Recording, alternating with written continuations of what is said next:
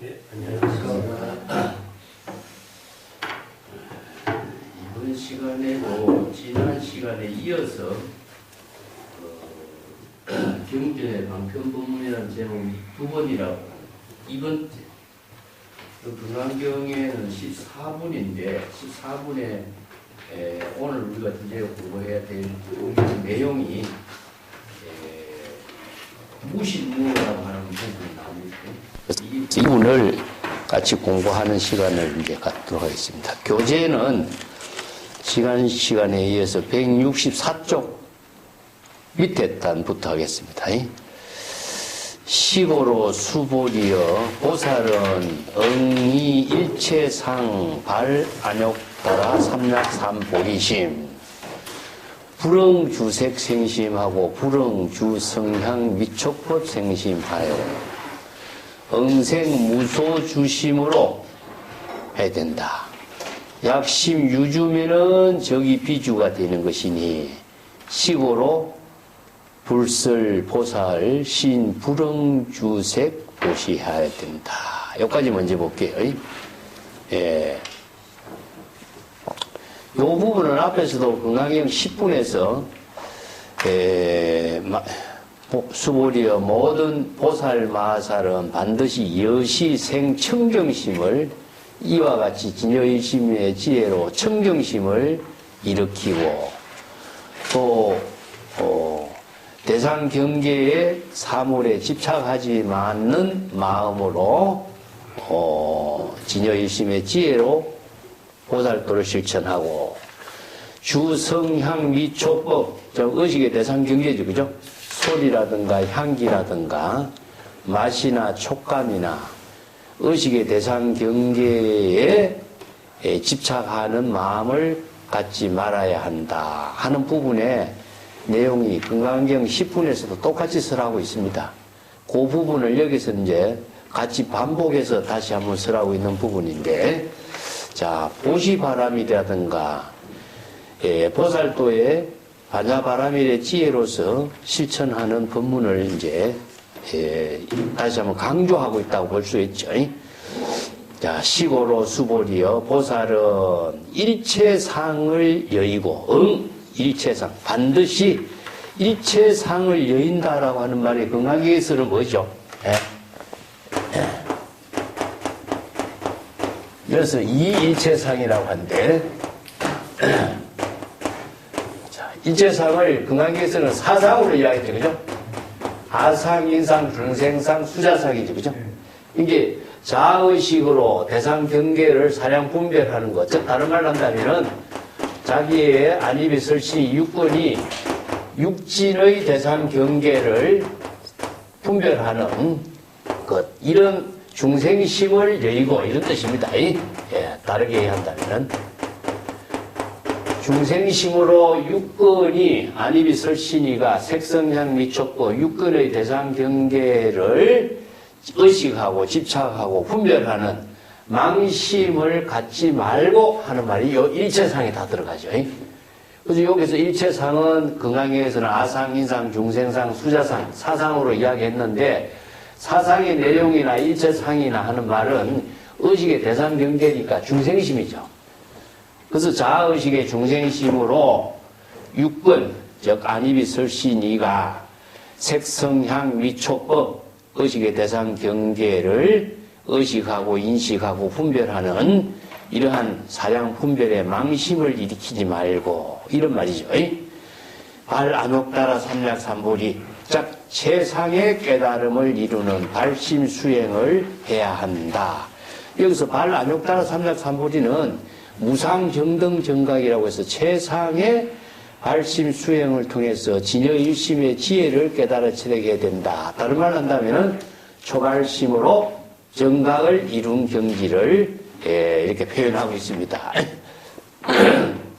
이래서 발안욕 따라 삼약삼보리를 실천하는 법으로서 여기서 어떻게 해야 되는가, 뭐가 필요하죠? 불지견이 있어야 됩니다. 그래서 이렇게 설법을 했지만은 안목이 없는 사람은, 불지견이 없는 사람은 중생의 망념을 진단할 수가 없고 또 발심 수행할 수 있는 그 구도심을 발휘할 수가 없어요. 그렇기 때문에 불지견으로 일체상에 집착한다든가 중생심으로 대상 경계를 분별한다든가, 자, 이걸 다른 말 한다면은 은설상 일체의 모든 대상 경계는 언어로 이루어져 있으니까 또 모든 대상 경계를 분별하는 것 자체는 명칭에 의해 명자상 명칭으로 전부 다 분별하는 거니까, 뭐 열애라든가 부처라든가 뭐 해탈 열반의 경지라든가 전부 다 명칭으로 다 분별하니까. 자, 육근이 육경의 대상 경계를 분별하는 것 자체는 무엇이냐면 심련상이라고 그래요. 자의식의 마음으로서 의식의 대상 경계를 분별하는 거니까 이걸 심련상이라고 그래요. 이 세 가지를 정리합니다. 어느 문자에 대한 집착으로서 대상 경계를 분별하는 거고, 명칭, 어떤 사물이나 명칭이나 모든 사람 이름이라든가 아니면은 뭐 재물, 열애, 관세음, 보살 수없이 많은 명칭에 집착하는 것이죠. 자기주. 그러니까 자신의 마음이 반연된 의식의 대상 경계로 반연된 대상 경계, 육권이 육경의 대상 경계로 반연된 대상 경계에 집착하는 거죠. 이때 이것은 이제 기실론에서는 언설상, 명자상, 심련상으로 표현했고, 자, 건강에서는 이 일체상을 여의도로 해야 된다 했는데, 일체상이라고 하는 구체적인 내용은 중생심으로, 자의식으로 대상 경계를 분별하는 중생심의 모든 망심을 다 여의도록 해야 되는데, 그 여의도록 해야 되는 부분을 어떻게 해야 되느냐 하면은 불지견으로 내가 중생심으로 대상 경계를 분별하고 있다는 이 망념을 자각해야 되겠죠. 그죠? 자, 이거 자각하는 것이 바로 발심이 되는 거죠. 발심이 발보리심. 여기서 이제 발, 안욕 따라 삼락, 삼보심이 됩니다.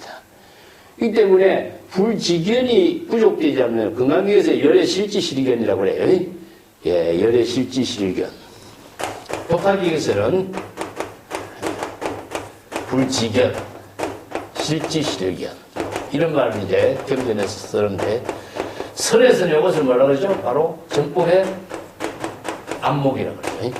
정법의 안목이 부족되지 않으면은 우리가 진정한 수행을 할 수가 없고 여법한 발심 수행을 할 수가 없는 거죠. 우리가 성불작조, 부처의 지혜를 이루거나 조사의 깨달음의 경지를 이루거나 모든 해탈 열반의 후도심을 실천할 수 있는 기본이 무엇이냐? 바로 불지견과 열애 실지실견과 정법의 안목이 부족되지 않으면은 발심 수행을 할 수 없어요. 자, 이것을 이제 발심 수행, 발보리심을 일으켜야 되는데, 이걸 설에서는 뭐죠? 영기적각이라고 했죠. 그죠? 예, 영기적각. 망념이 일어나면은 망념을 자각하는 거죠. 예. 이렇게 이제 중국 선성들은 새롭게 이 법문들을 새롭게 정리하는데, 이 방편 법문을 이렇게 설법을 통해서 했는데, 여기서는 자의식으로 육경의 대상 경계를 여의고, 자, 발심 수행을 해야 된다. 최상의 깨달음을 이루는 발심 수행을 해야 된다. 어떻게? 바로 중생심의 번뇌 망념을 자각함과 동시에 발심 수행하는 거죠. 그죠? 그래서 발심 수행을 발, 안욕 따라 삼약, 삼보리심, 발심, 발보리심, 이렇게 이야기하는데,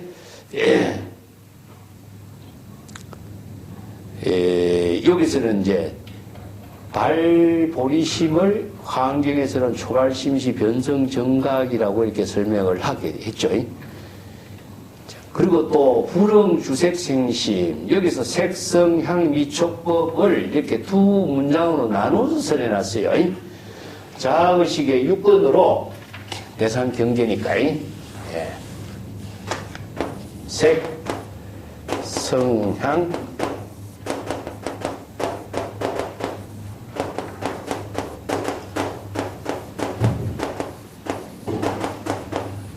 대상 경계를, 자, 안입이 설신이가 대상 경계의 사물 형색이죠.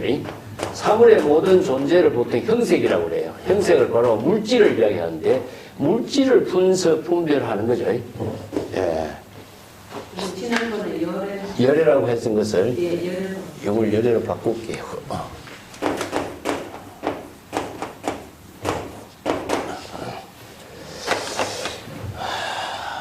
이거 이제 육안으로 보는 거죠, 그죠?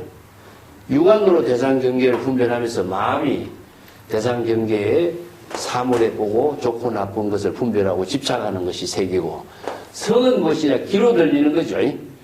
예, 들리는 소리에 현혹되는 것을 집착하는 것이고, 이거 혀는 향기, 예, 코로서 대상 경계 인식하는 거, 맛은 혀로서, 촉은 온 몸으로서, 촉감으로서 인식되는 거. 이 법은 무엇이냐? 의식의 대상 경계입니다. 그래서 안입이 설신이 의식의 대상 경계가 바로 법이죠. 그죠? 이 때문에 대상 경계를 분별하는 번뇌 망심을 가지고, 올바른 일체의 모든 상을 여의도록 해야 된다. 이러한 발심 수행을 하는 것을 육근 육식역, 불응주색 생심이라든가 불응주색성향 미촉급 생심이라든가 이 말을 다른 말로 한다면은 자의식의 중생심으로 육근 육식의 대상 경계를 분별하는 이런 망심을 가지고 있어서는 안 된다. 그리고 그 밑에 응생 무소주심, 반드시 응이라고 하는 것은 여기서 반드시 그런 의미죠. 무소주심으로 대상 경계에 집착하는 번뇌 망심을 갖지 말아야 한다. 이 말이죠, 그죠? 무소주, 무소득, 무소유 이런 말 같은 말이죠. 의식의 대상 경계에 집착하거나 또 대상 경계를 분별하거나 이런 망심을 갖지 말아야 한다. 이어서 일으키지 말라 이런 말은 망심을 갖지 말고 이런 의미죠. 그렇기 때문에 자의식으로 의식의 대상 경계에 집착하는 망심을 일으키지 말아야 하고, 만약에 중생심으로 유주, 의식의 대상 경계에 집착하는 망심을 갖게 된다면, 유주는 말이죠. 그런 의미죠. 유주. 이거는 주는 어디에 머물다 이런 뜻이죠. 그죠? 예, 불교 경전에 참 어려운 뜻이요. 예, 이런 한자어로서 번역을 해놨기 때문에 이걸 이해하기가 상당히 어려운 말이 이런 말이죠. 주라고 하는 것은 하나의 대상 경계에 집착하는 겁니다. 예.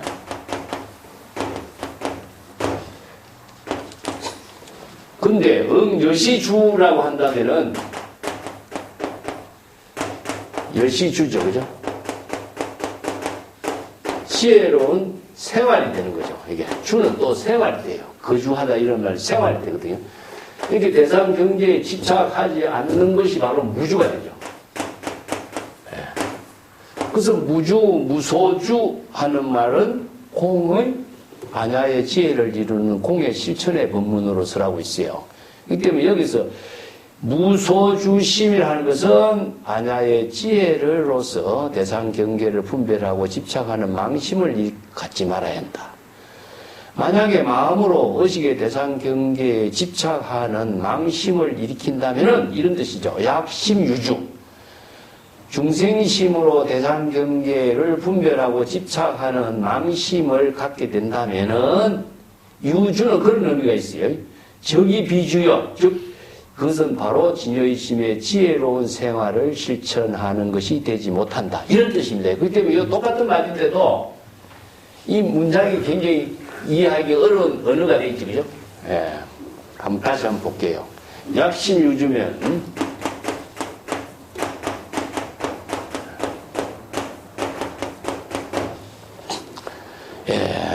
적이 비주라.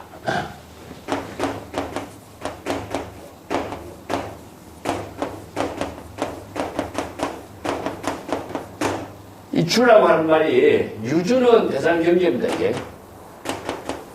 대상 경계에 안입이 설신이 색성량 미촉법이라고 하는 대상 경계에 집착하는 것을 여기서 유주라고 그랬어요. 만약에 중생심으로, 자아의식의 중생심으로 대상 경계에 집착하는 일이 있다면은 이런 뜻이 되거든요. 그쵸? 이걸 다르게 한다면은 육근이 육경의 대상 경계를 분별하고 집착한다면은 이건 중생심이 됩니다. 자, 여기서 중생심으로 육근이 대상 경계를 분별하는 일을 한다면은 저기 비주요. 이것은 주는 무엇이냐?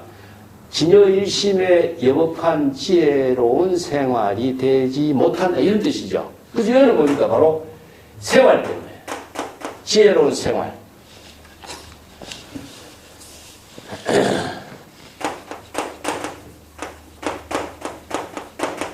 이게 보살도의 상구보리 하와중생의 지혜로운 생활. 금강경에서 지난번에 오기 때문에 응여시주란 말이 나오죠. 그죠? 응여시주가 되지 못한다. 이런 뜻입니다. 그래서 반드시 진여일심의 지혜로운 생활이 되도록 해야 된다. 어떻게? 상구보리 하와중생 보살도의 지혜로운 삶이 되는 것이 바로 주인데, 만약에 중생심으로 대상경계를 분별하고 집착하는 망심을 일으킨다면은 비주, 지혜로운 보살도의 상구보리 하와중생의 보살도를 실천하는 지혜로운 삶을 살지 못하게 되는 것이다. 이런 의미예요. 근데 똑같은 주라는 말을 쓰는데 하나는 뭐죠? 하나는 집착이고 하나는 지혜로운 생활이 되겠죠. 이 점에 금강경이라든가 경전에 한자로서 표기되는 내용인데 이렇게 내용을 정확하게 이해하지 못하면은요, 똑같은 글자인데 왜 이렇게 나오느냐. 법이라는 글자도 그렇습니다. 금강경에 수없이 많은 법이라는 글자가 나와요. 뒤에도 나오는데 똑같은 법이라는 글자를 놓고 이 법이 진여일심도 법이고 의식의 대상 경계도 법이에요. 자, 이것도 방편 본문에 따라서 이것을 진여일심의 지혜로 봐야 될 것인가, 아니면은 색성량 미촉법 대상 경계에 집착하는 경계로 봐야 될 것이냐, 이런 문제가 나오죠. 그것은 뒤에 법의 문제는 뒤에 다시 하겠고, 여기서 주라는 문제 봅시다. 자의식의 중생심으로 육권이 육경의 대상 경계를 분별하는 망심을 갖게 된다면은 정의 비주요. 여시주가 되지 못한다. 이 뜻입니다. 자, 진여일심의 지혜로 상구보리 하와중생 보살도의 삶을 실천하지 못하게 된다. 이런 뜻입니다. 이 때문에 이 문장이 정확하게 우리가 이 본문의 의미를 잘 파악하지 않으면 오해를 할 수가 있어요. 위에 색성량 미촉법 이 구도 구분하고 이 문장을 정리해서 나온 겁니다. 근데 어떻게 이런 까닭으로 부처님은 보살들에게 마음이 반드시 주색 의식의 대상 경계 색성향 미촉법에 집착하는 마음을 갖지 말고 보시바라미를 실천해야 된다고 제불열애는 보살들에게 이렇게 설법하신 것이다. 이런 뜻이죠. 제불열애가 보살들에게 설법하는 정법의 보살도의 실천 법을 무주심으로 보시행하라. 무소주심으로 보시행을 하라. 이 앞에서 우리 공부한 부분하고 똑같아요. 이 때문에 심, 불응, 주색, 보시 이런 것은 응무소주 이행, 보시나 똑같은 말입니다. 의식의 대상 경계를 분별하고 집착하는 망심을 갖지 말고 다른 말로 한다면 여시보시입니다. 여시보시. 여시보시. 진여일심의 지혜로 보시행을 해야 된다. 여시라고 하는 말은 항상 진여일심이에요. 이렇게 진여일심의 지혜로 상구보리 하와중생의 보살도의 삶을 실천해야 된다. 진여일심의 지혜로 보살도의 보시행을 해야 된다. 이 보시행이라고 하는 말은 육바람의 실천 가운데서도 가장 중심이 돼 있죠. 그죠?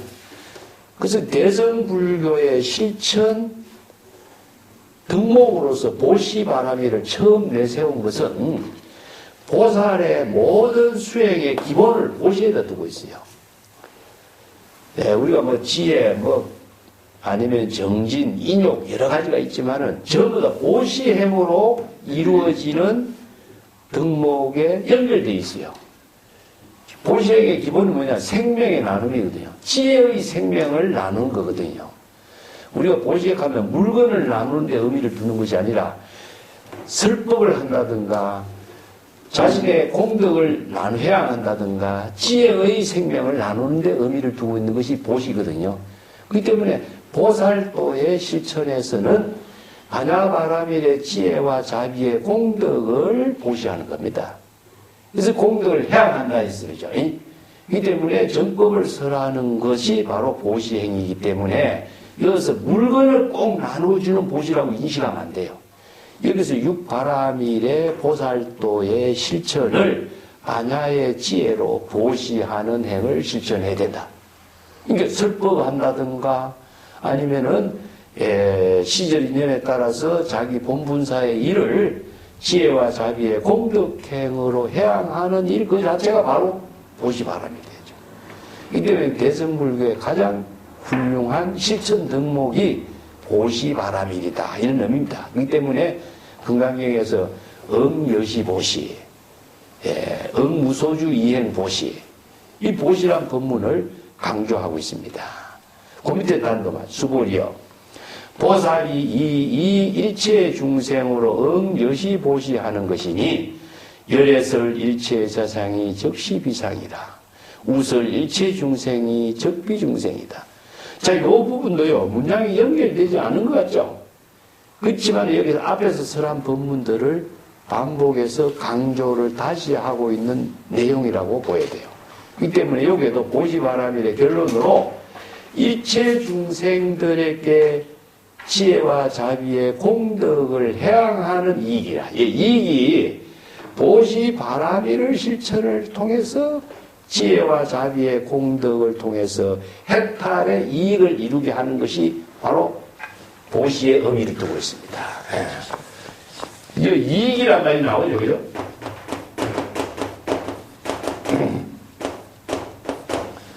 자,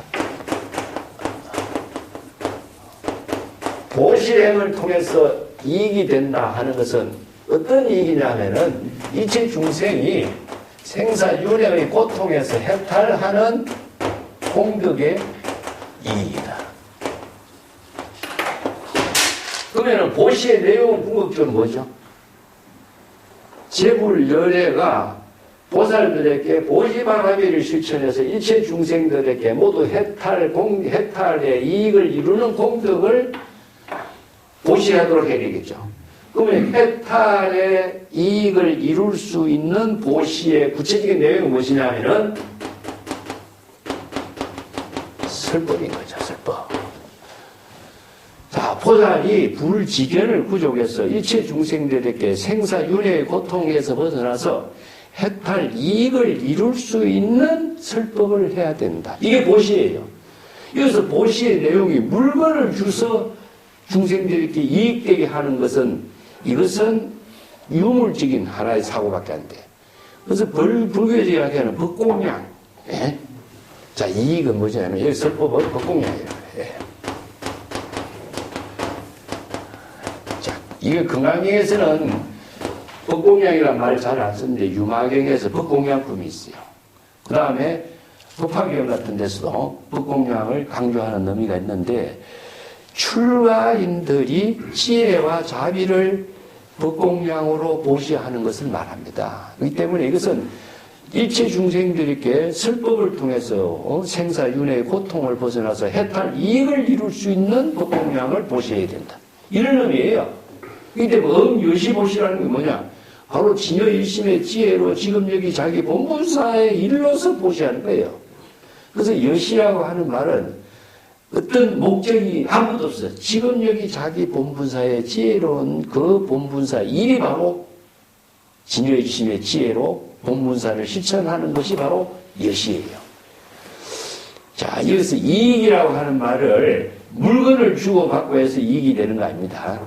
일체 중생이 생사윤회의 고통에서 해탈할 수 있는 이익, 그러한 이익을, 해탈 이익을 깨달아 체득할 수 있도록 보살들은 여시보시 법공량으로 설법을 해서 일체 중생을 구제하는 그 법문을 설할 수 있는 능력을 보셔야 된다. 열애설 일체 재상이 즉 12상이요. 자, 그렇게 법문을 했지만은 열애는 일체의 모든 상은 바로 즉시 비상이라고 하는 것은 고정된 실체로 존재하는 어떤 형상이나 특상이 있는 것은 아니다. 이런 뜻이죠. 그죠? 그래서 재상은 무엇일까요? 일체 재상. 열애는 일체 재상이 실체로 존재하지 않는 상이라고 설한다. 자, 이게 일체의 모든 법을 제법공상이라고 하죠. 그죠? 반야심경에 시제법공상 불생불멸 불구부정 이런 말 했죠. 그죠? 그래서 무엇이냐? 상은 자, 여러 가지 법문이 전부 다 상이에요. 예, 언설상, 명자상, 십년상 여러 가지 모든 방편 법문으로 설하는 그 자체도 언설상이 돼요. 이 때문에 여기에서 아상, 인상, 중생상, 수자상이라고 하는 것도 실체적으로 존재하는 아상, 인상, 중생상, 수자상은 없어. 언설상, 명자상이라고 하는 법문도 실체적으로 존재하는 언설상, 명자상은 없어. 이게 왜 그럴까요? 그래서 일체 재상은 일체 법을 설하는 모든 법문의 의미를 두고 있어요. 자, 이것은 우리 반야심경에서 시제법 공상이라는 말 나오죠, 그죠? 예. 제법 공상.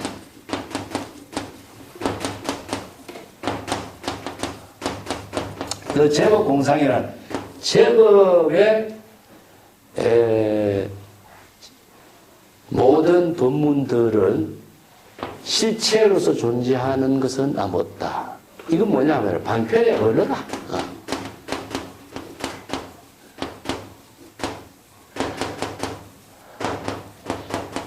자, 여기에서 금강경에서 이야기하고 있는 아상, 인상, 중생상, 수자상이라고 하는 것도 실제로 존재하지 않죠.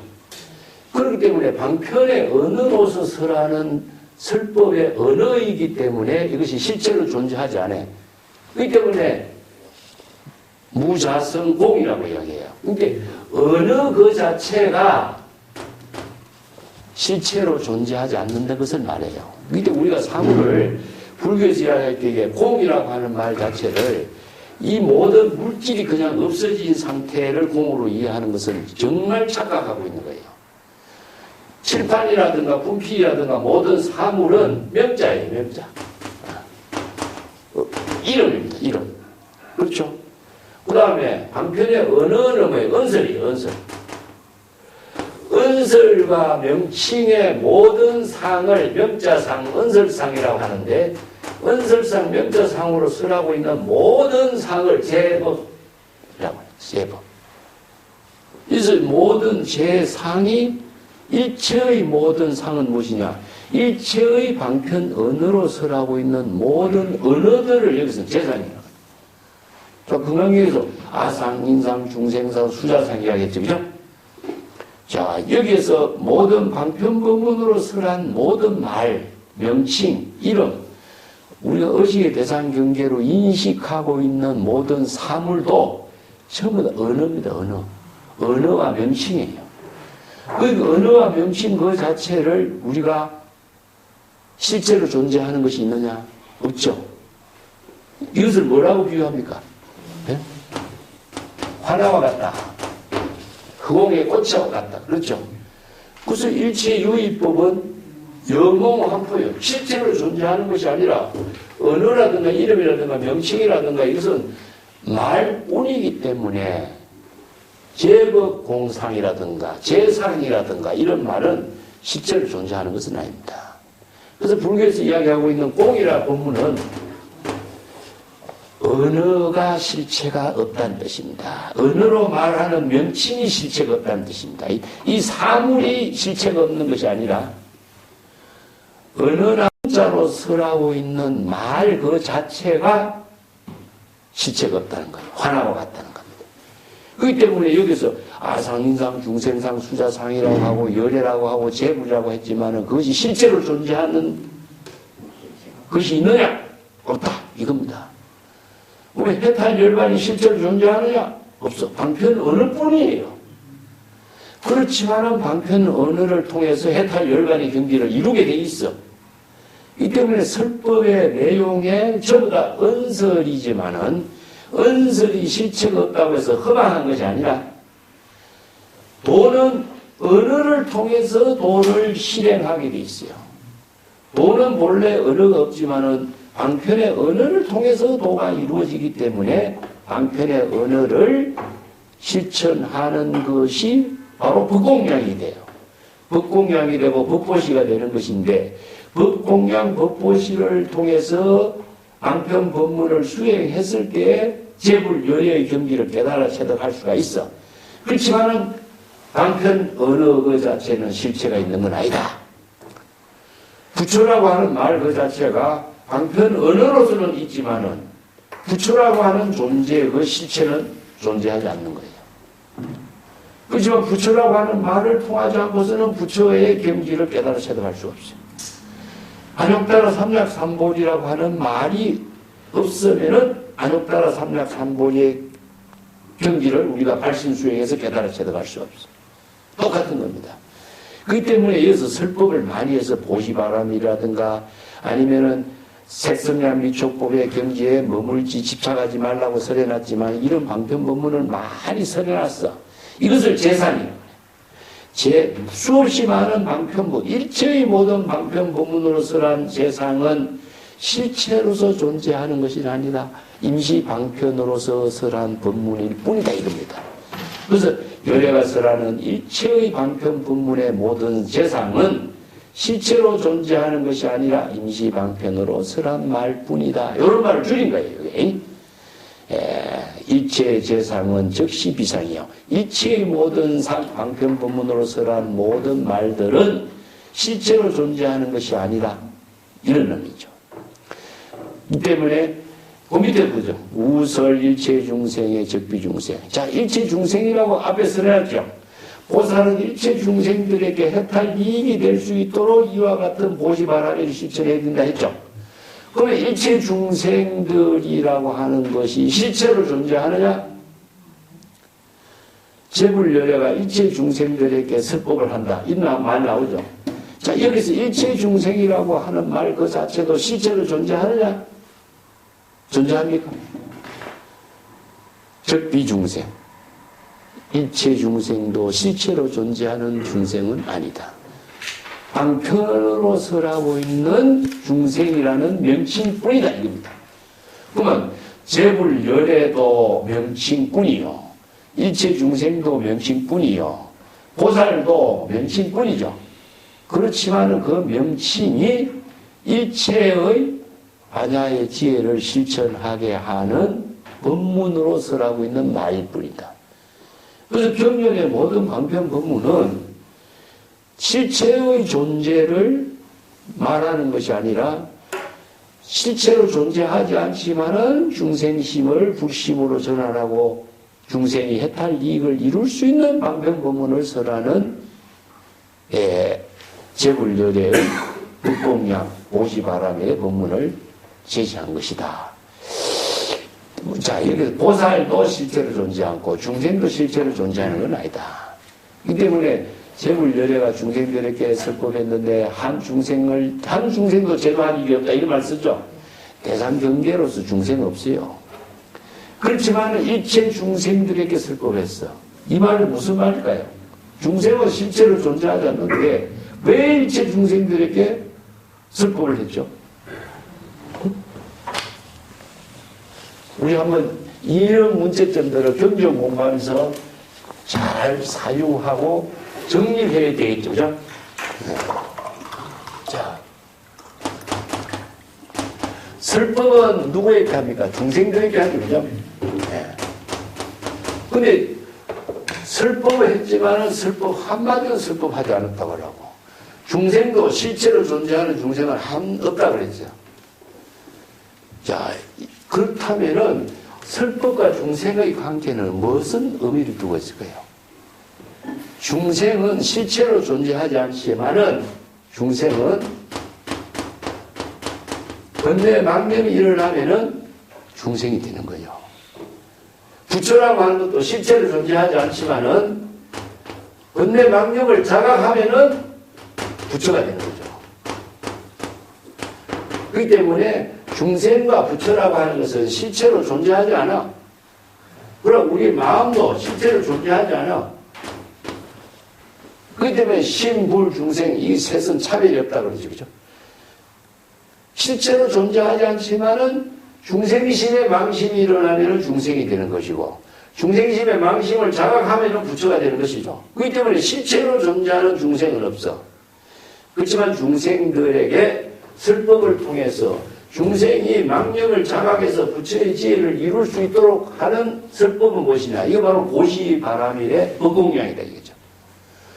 그래서 실체로 존재하지 않는 중생들이지만은 중생들에게 이 법문을 통해서 중생들이 발심수행에서 해탈열반의 공덕의 이익을 이룰 수 있도록 설법을 하는 것이 일체 중생들에게 설법하는 이야기.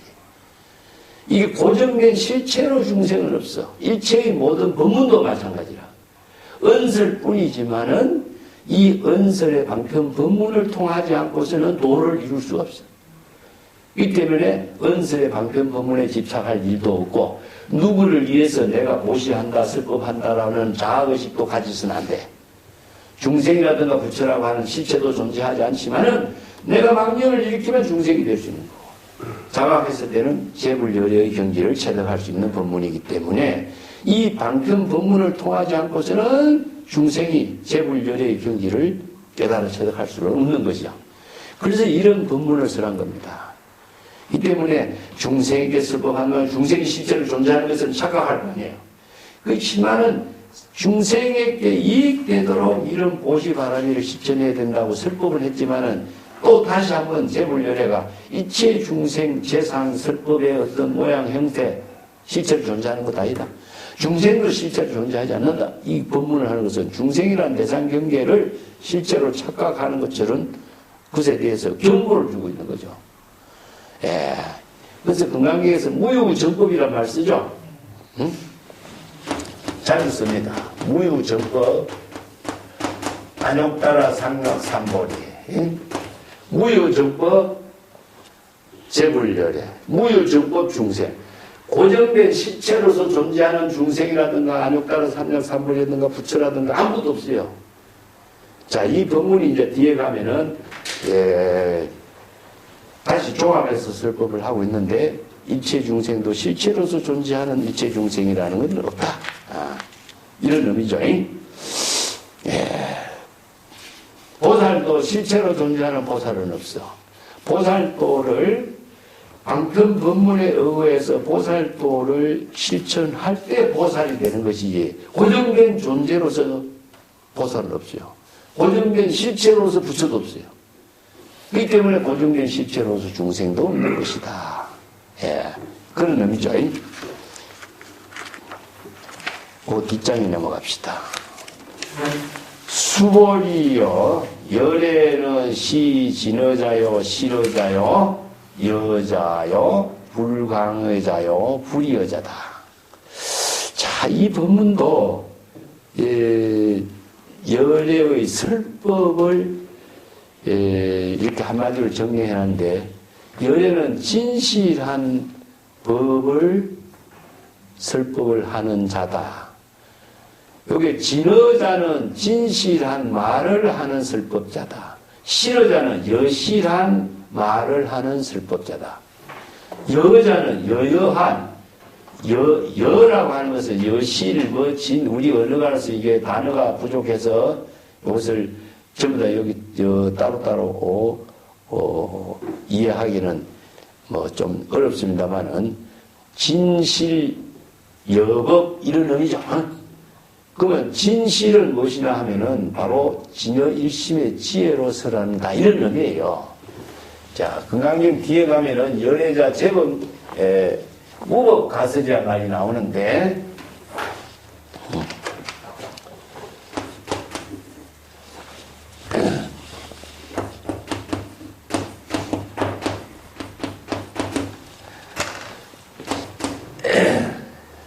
진실이란 말은 다른 말로 한다면 실상이란 말인데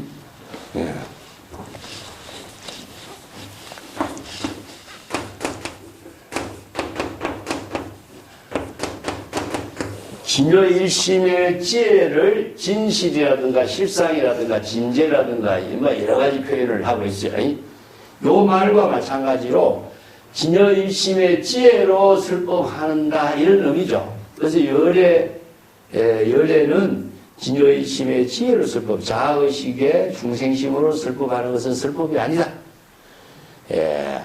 이 때문에 진여 일심의 지혜로 설법하는 것이다. 그래서 건강경에서 이걸 설법이라는 것은 무법가설이다. 이렇게 표현해요. 뒤에 가서 설명을 다시 하겠습니다만 무법이라고 하는 말은 공이라는 뜻입니다. 공.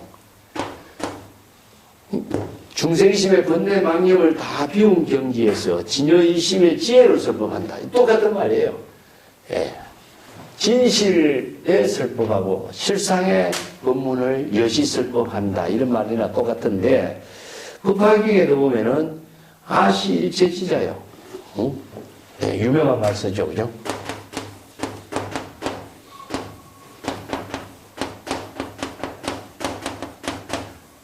일체 견자요.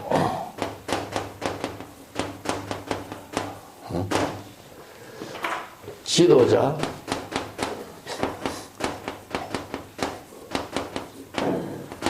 계도자, 설도자 이런 말 쓰죠.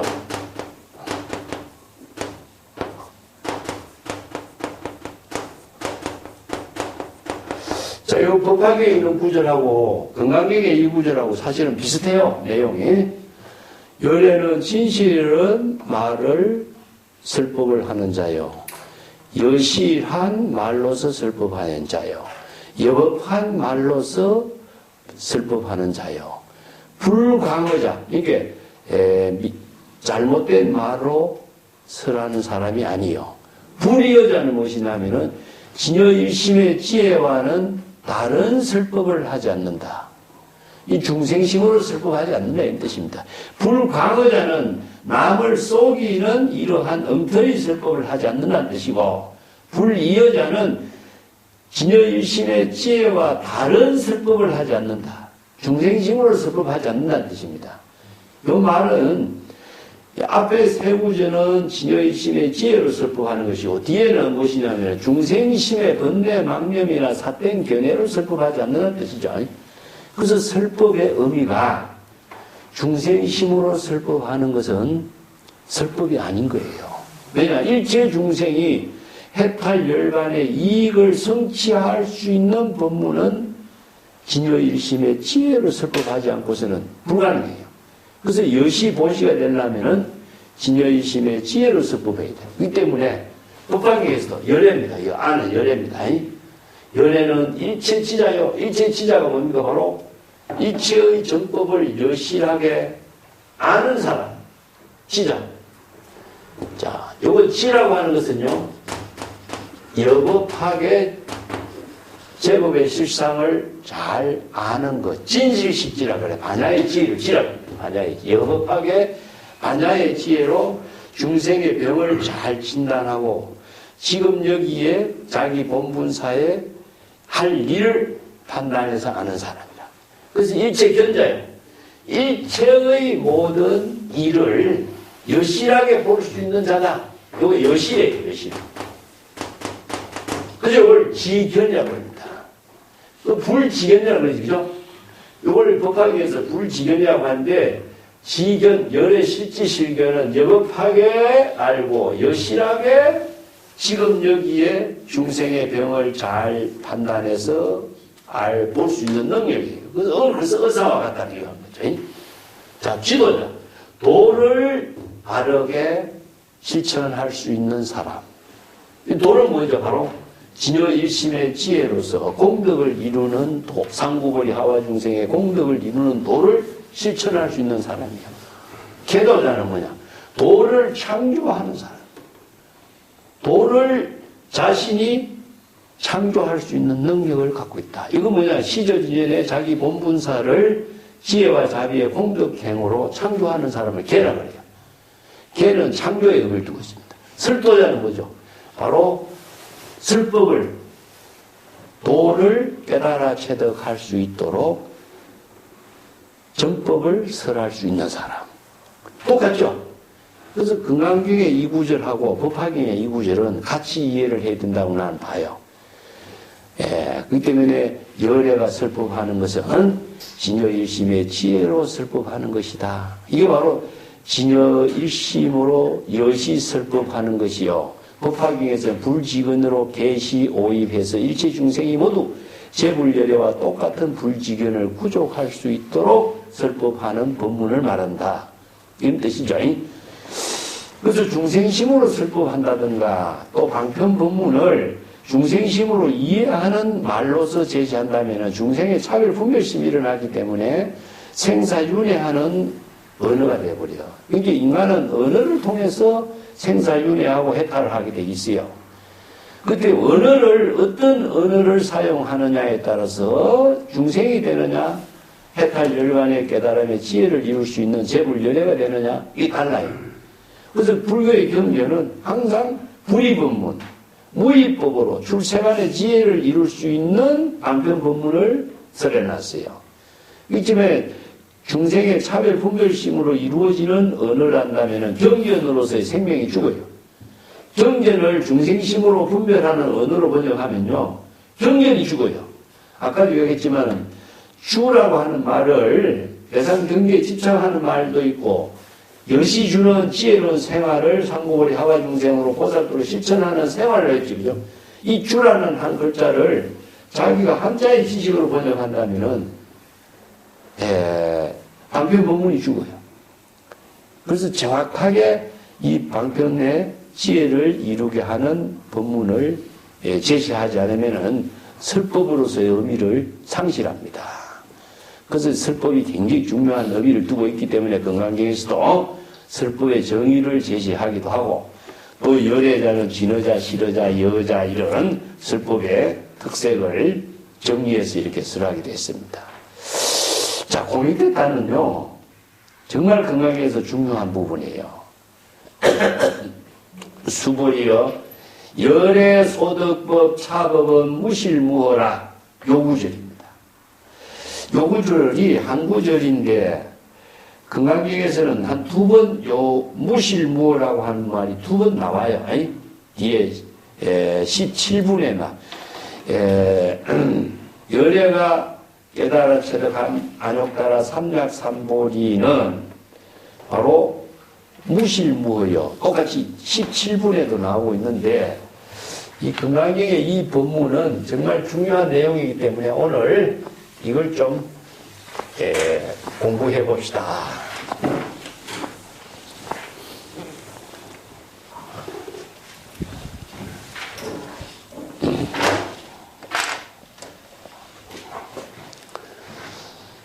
열애 소득법 차법 무실무어입니다. 요거 전부 적어볼게.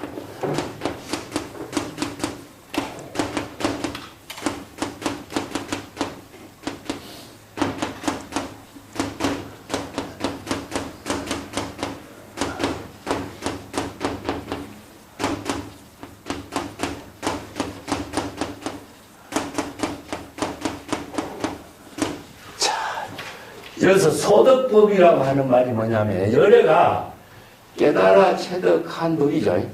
열애가 안욕따라 삼약삼보리 최상의 깨달음을 체득한 법. 뒤에는 그렇게 나와. 안욕따라 삼약삼보리 법이라고 했는데 여기서 소득법이라. 열애가 깨달아 체득한 이 법. 이 법은 무실무어다. 자, 이 구절이죠. 아라한의 경지는 뭡니까? 유득, 유정이죠, 그죠? 깨달음을 얻고 정득한 것이 있는데 열애는 무소득이 돼야 되잖아. 그죠?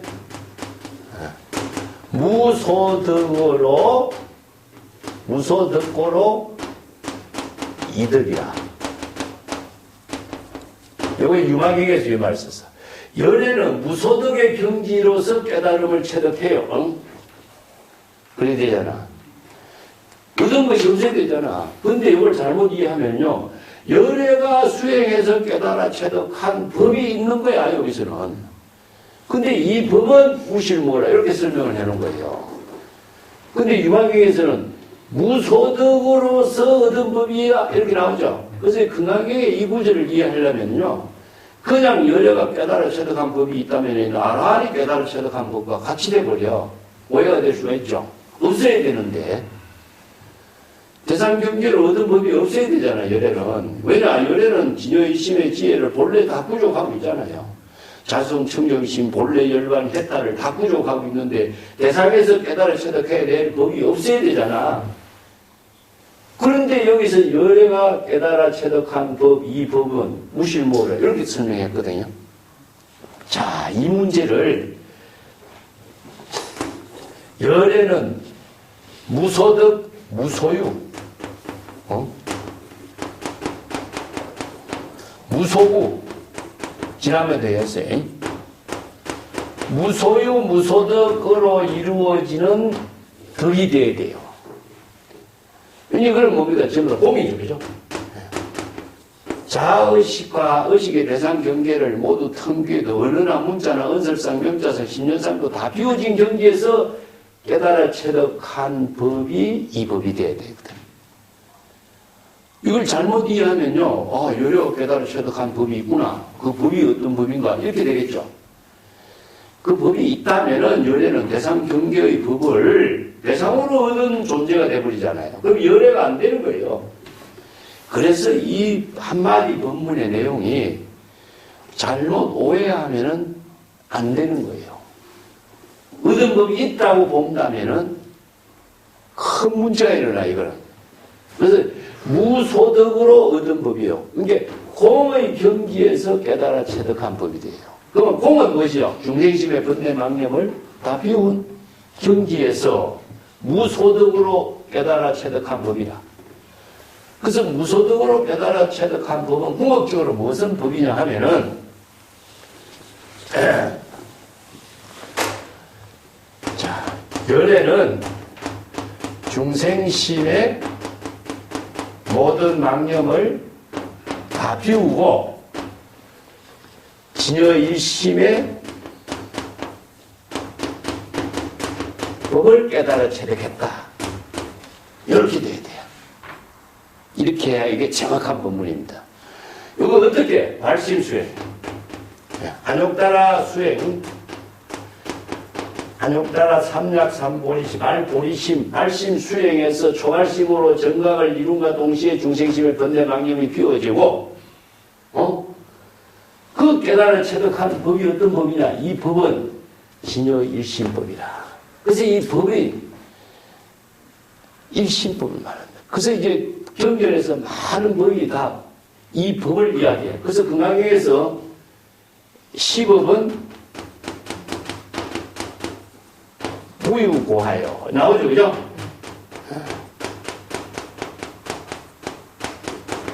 이 법이 나오죠. 시법은 무유고하여 높고 낮음의 차별 분별을 초월한 중생의 번뇌 망념을 다 초월한 법이기 때문에 이 법은 진여일심법이다. 그래서 열애가 깨달아 체득한 법은 중생심의 번뇌 망념을 다 비우고 본래 청정한 진여일심을 깨달아 체득한 법이다. 그렇기 때문에 이 법은 진여일심법을 말해요. 다르게 얘기한다면 진여일심법은 무실무하다 이런 말이죠.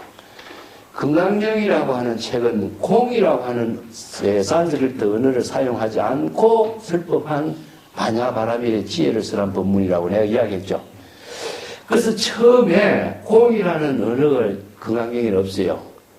그래서 공이 무엇이냐? 무실은 무실체이기 때문에 이것은 다른 말로 한다면 공이고, 무허는 험악하지 않기 때문에 불공이에요.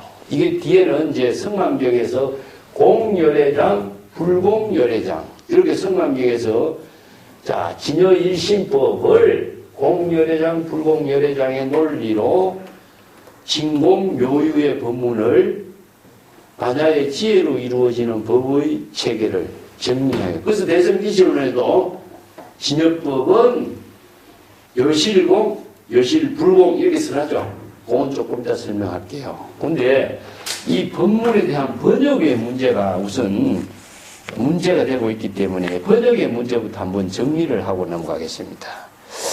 뒤에 내가 줄을 달아놓은 것이 있어요. 여러분들 교재에 내가 이 문제에 많은 시간을 할애해서 정리해 본 부분인데 188페이지 한번 찾아봤어요.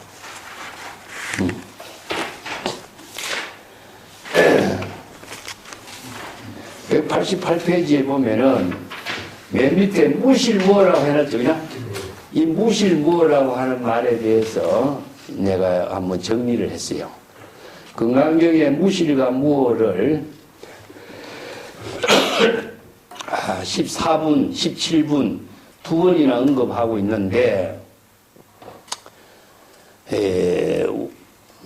내가 이 책 만들 때 교육원에서 이제 건강경 표준 건강을 만드는 데서는 뭐라고 번역했냐면은 진실도 없고 거짓도 없다 이렇게 번역했어요. 이걸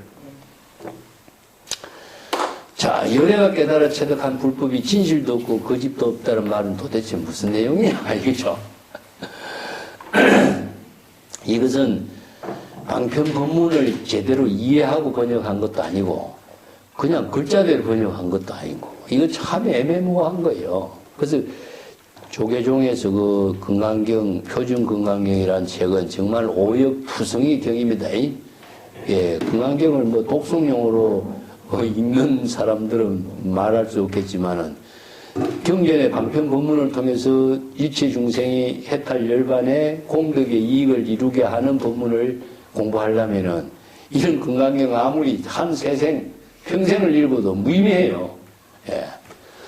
자, 그래서 오른쪽에 189페이지에 내 건강경 번역자들의 번역 내용을 전부 다 망라해 놔봤어. 한번 정리를 해봤어.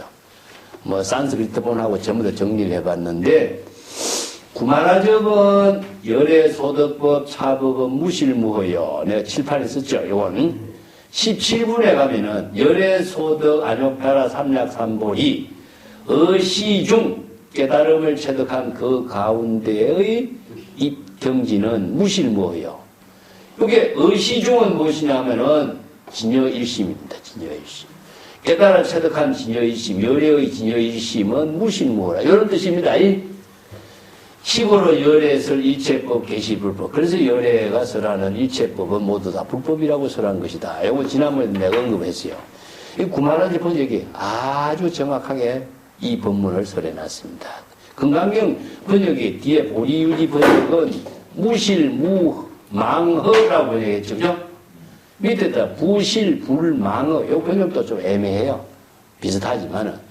그 밑에 유지 3장의 번역은 비실비허, 열애설 이체법, 무실무허. 이것도 구마라주과 비슷해요. 사실은 내용이 조금 애매하지만은 진제 3장, 대성기실론을 번역했다는 진제 3장 역시 비실비허, 무실무허 이렇게 나왔어요. 뒤에 봅시다. 뒤에 어정, 당나라식의 어정이 번역한 것은 비실비망, 비실비허. 이것도 애매하지만은 그래도 구마라지 번역하고 비슷한 뜻으로 했어요. 그런데 마지막 현장의 번역 주목해봐요. 현장은 열애 현전 등 소정법이 혹 소설법이 혹 소사법이 저거 기중에 비제비망이요 해놨어요. 비제비망. 예? 예. 비제비망이라고 그래요.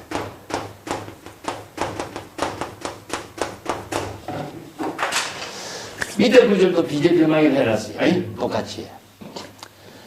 근데 현장의 번역의 문제가 가장 심각해요. 근데 현장 반야신경을 번역했을 적에는 진실불허 해놨죠. 진실불허. 진실불허라고 하는 자기가 반야신경 번역한 말하고 건강경에 무실무어하고 이 내용이 같은데도 불구하고 반야신경에는 진실불허라고 바르게 번역해놨는데 여기서는 비제비망이라고 번역해놨어요. 자, 이 문제가 실은 무엇이냐? 실허의 문제예요. 실허. 실은 무실이기 때문에 이것은 무실체이기 때문에 이건 공의 뜻입니다. 실체가 없는 거죠. 열애가 깨달아 체득한 진여일심법은 실체로서 진여일심법에 일체의 모든 언설 문자라든가 진여일심이라든가 실체로 존재하는 것은 아무것도 없어. 진여일심이 자성청정심으로 이루어졌기 때문에 공의 입장이라. 그래서 실체가 없는 것은 무자성이라는 뜻입니다. 무자성. 무자성, 무실체 이런 뜻이에요. 그렇지만은 진여일심이 중생의 번뇌망념, 언설상, 명자상, 심년상을 모두 다 그 텅 비운 자성청정심이기 때문에 허망하지 않다 하는 말은 뭐냐? 진여일심이 여법하게 진여 자체의 지혜, 자비의 공덕이 무량무궁하게 전개되고 있는 묘용이 있다는 뜻입니다. 이 때문에 허망하지 않다라는 것은 번뇌망념, 자의식, 언설, 문자는 다 비워서 청정심의 입장이지만은 진여 본심의 지혜로 작용하는 법은 허망하지 않다 이런 뜻이거든요. 허망하지 않기 때문에 진여 자체가 지니고 있는 공덕을 6가지 없습니다. 자성, 청정심, 지혜가 법계에 들어가고 있고 불지견을 부족해서 진실한 지혜로서 판단하는 안목이 있고 상락아정의 공덕, 열반 사덕을 갖추고 있고 자성, 청정심인가 동시에 청량불변, 자제를 부족하고 있다. 기질론에 이렇게 정의하죠. 그렇기 때문에 자성 청정심의 경지가 되었기 때문에 일체의 공덕을 재물열애의 지혜 자비의 공덕을 무량무변하게 펼치는 그 자비심을 열애법신이라고 한다. 이렇게 설명해놔요. 그런데 요거 봅시다. 쟤는 무엇이냐? 요거 진실이야. 쟤는 진과 같은 말이에요. 진과. 망은 무엇이냐? 흠망이죠. 제망이나 진망은 무엇이냐 하면은 진실도 아니고 거짓도 아니다. 이렇게 돼버려요. 이건 뭡니까? 진실, 불허 이렇게 하면은 맞아. 진실하여 허망하지 않다 하는 말은 이 말과 뜻이 같은데 반야신경은 이렇게 해놓고 여기서는 진실도 아니고 험한 거짓도 아니다 하니까 진망이라고 하는 차별 분별이 없다는 이야기를 표현했어요. 상대적인 차별 분별의 언어로 이렇게 번역을 해버린 거예요. 그래서 한마디로 얘기한다면 현장은 안목이 없는 사람이에요. 그래서 이 번역이 오역이라 이거는. 건강경 오역에서 가장 터무니없는 오역이 현장의 번역인 거라. 그래서 현장이 건강경을 번역을 2번 했지만은 현장의 번역은 중국에서 빛을 봐요. 아무도 안 보게 된 거예요, 아무도. 그래서 현장은 방편 법문을 보는 안목은 없고 언어를 가지고 번역하는 경전만 해놨습니다. 이게 경전의 모든 언어를 우리가 한자를 안다고 해서 한자 언어만 가지고 번역하면은 현장이 번역한 거와 똑같은 꼴이 돼요. 현장이 인도의 구법행을 하면서 산스크리트 언어를 좀 배워서 산스크리트 언어를 한자어로 번역한 경전이 이렇게 되어 있으니까 한자를 공부해서 아는 사람이 방편 법문에 진여일심법이 지혜로 작용하는 방편 법문을 번역해야 되는데 한자로 경전을 번역하면은 현장에 번역한 거와 더 나쁜 번역이 되어버립니다. 똑같아요. 그래서 이런 문제가 지금 건강경에서는 구마라자 번역이 반야의 지혜를 설하는 언어를 그 당시에 가장 정확한 방편 법문으로 번역한 사람이다. 내가 뒤에도 중국 다른 경전에서 설하는 법문 여기서 전부 다 자료를 정리해서 내가 설명을 많이 여기다 붙여놨어요. 자, 201페이지 한번 보세요. 201페이지. 201페이지 보면은 방거사 의록에 이 구절을 정확하게 인용하고 있습니다. 이게 중국의 선성들이 금강경을 소위 경전으로 해서 중국 선선들의 독자적인 안목을 펼친 대표적인 의록이 방거사 개송에 나와요. 201페이지 내가 그 인용을 해놨는데, 심여경역이에요. 마음이 청정하면 대상 경계도 청정하니. 무실영무예요. 이거 금강경 구절이죠. 예. 실체도 없지만 또한 진여의 심은 허망하지도 않다. 예. 유역불간이고 무역불거라. 존재도 관계치 않고 비존재도 마음이 머무르지 않으니 이건 바로 성현도 아니요 일대사의를 깨달아 체득한 평범한 법부다. 이 방거사의 유명한 개송으로 이 법문을, 자, 진여일심법을 깨달아 체득한 법문을 요사의 법문으로 설해놨어요. 요사의 법문과 배당되는 것이 아니라 진여일심법을 깨달아 체득해서 열애가 되었다고 금강경에서 설했는데, 방거사는 열애라는 말 쓰지 않아. 요사의 법부라. 시절인연의 일대사의 일을 마친 법부다. 이게 평범한 생활의 도를 실천하는 사람이다. 이런 뜻입니다.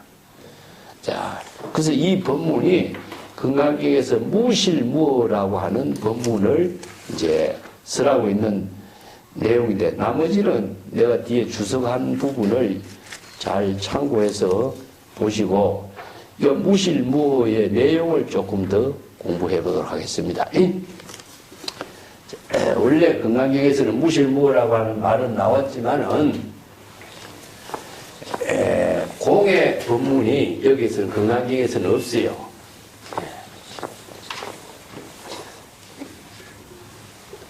자, 이걸 이제 다시 정리하겠습니다.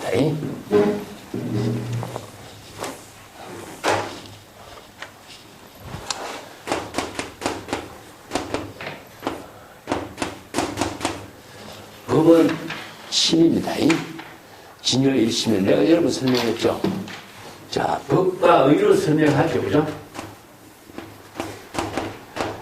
진여일심이 우리가 불법을 깨달아서 딱 한동안 중생심에서 벗어나서 진여일심, 본래 진여일심을 깨달아서 한 것은 불법을 깨달았다 이런 말 써. 또 법은 어떤 법이냐? 부처의 지혜를 이루는 법이다 이거죠. 중생의 마음이 아니라 재불의 지혜를 이루는 진여일심을 법이라고 했죠. 그죠? 그렇기 때문에 기실론에서는 법은 바로 일체 중생이 본래 부족하고 있는 중생심이요. 마하연이라고 하는 것을 두 가지로 설명하죠.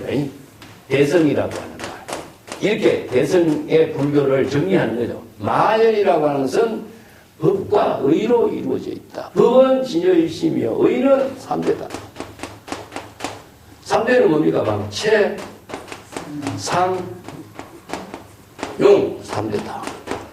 자, 이걸 법신, 모신, 화신으로 세 가지 위대한, 진여일심이 세 가지 위대한 지혜로 작용하고 있다. 이거죠. 자, 이것을 진여, 기실론에서는 자체상이라고 그래요.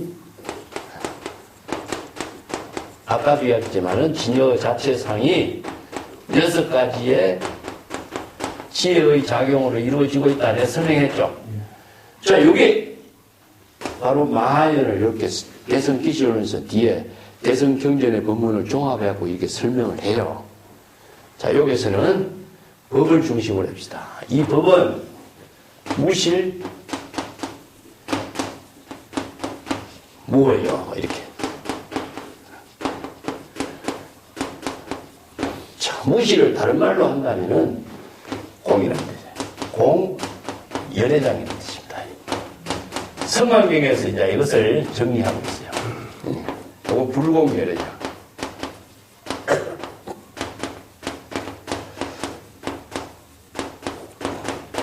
자, 불공 열애장은 3대가 작용하는 것을 무어라 그래요. 이게 진여 일심이 자성 청정심으로 이루어진 기죠. 그죠? 예, 공이라고 하는 것은 자성 청정심으로 이루어진 거예요. 그냥 자성 청정심으로 이루어진 상태가 되느냐 하면은 발심 수행했기 때문에 자성 청정심이 돼요. 그래서 여려가 깨달아 체득한 이 법은 무실무예요 하는데, 여려가 무소득으로 깨달아 체득한 법이기 때문에 발심 수행해서 중생심의 번뇌망념을 비우고 본래 청정한 진여의 심을 깨달아 체득한 법을 무실이라고 했어요. 무실. 그렇기 때문에 자성 청정심의 지혜를 이루게 된 경지는 그냥 되는 것이 아니라 발심 수행으로 이루어집니다. 발보리심으로 이루어져요. 그래서 발보리심을 통해서 이 법을 깨달아 체득했다 이런 말 쓰죠. 이게 뭐냐면은 구도와 구법의 정신을 담고 있어요. 그래서 불교 수행에서 그냥 공열애장이 되는 것이 그냥 되는 것이 아니라 열애가 깨달아 체득한 이 법은 발심 수행해서 안욕따라 삼략삼보리심으로 깨달아 체득한 법이 되는 거죠. 그렇기 때문에 진여 본심을 회복한 것이고, 진여 본심을 회복함과 동시에 진여 자체가 열애 지혜, 열애 법신으로서, 이걸 열애 법신이야. 열애 법신의 무량한 공덕을 다 실행하게 됐다. 이런 의미거든요. 자, 요 발보리심이 어떻게 되죠? 바로 이 생사고하고 이게 구도심이잖아. 예. 더 열반나이다. 이게 구도심입니다.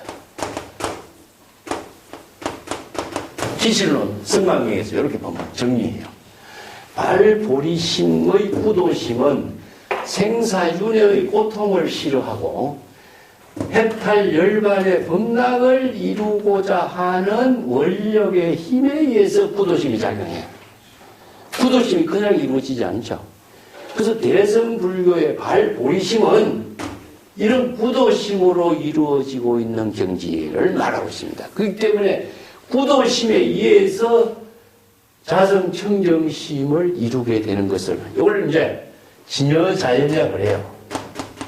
진여자연의 근본은 무엇이냐? 스스로예요. 스스로 발심 수행하지 않고서는 절대 이루어지잖아요. 그래서 구도심에 의해서 열애가 깨달아 체득한 법, 이건 뭐냐? 발심 수행해서 중생의 번뇌망념을 비우고 본래 청정한 본래 열반 자성 청정심 진여 본심을 깨달아 체득한 법이기 때문에 이 진여 본심 자성 청정심의 법은 무실, 실체가 없고 대상 경계의 모든 언설상, 명자상, 신면상을 다 비워진 경지다.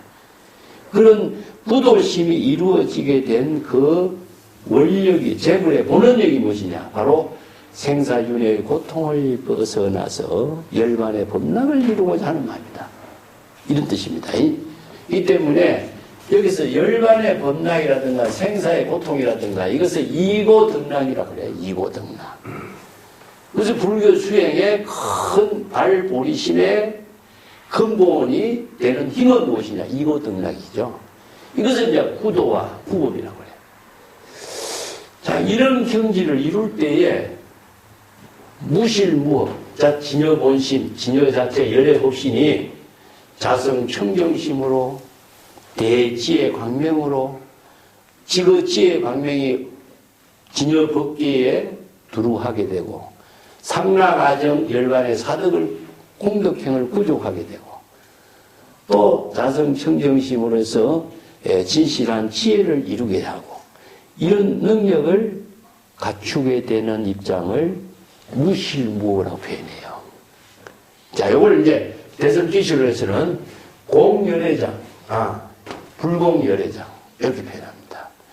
공은 중생심의 번뇌망념이 다 비워진 경지요. 불공은 진여의 심의 법 6가지 공덕이 여실하게 진여 자체의 법신으로서 작용하고 있는 입장이다. 이런 입장이거든요. 이게 바로 제불열애가 깨달아 체득한 법의 내용을 무실무라고 한 겁니다.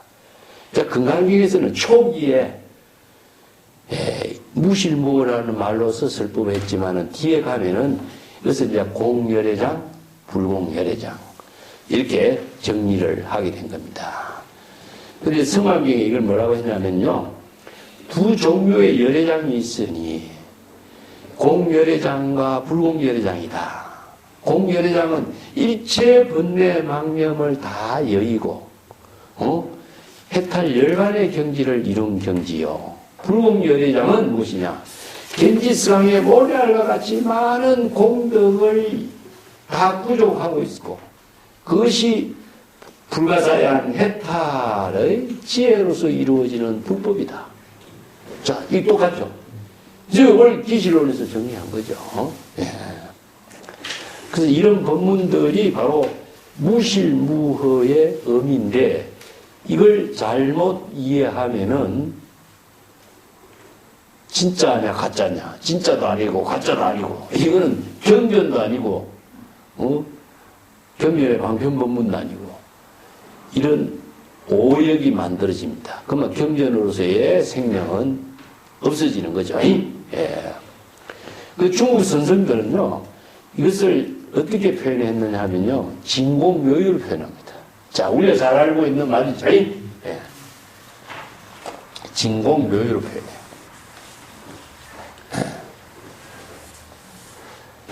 그건 진여자연의 입장에서 이걸 자라고 표현해요. 이걸 저절로라고 표현해요.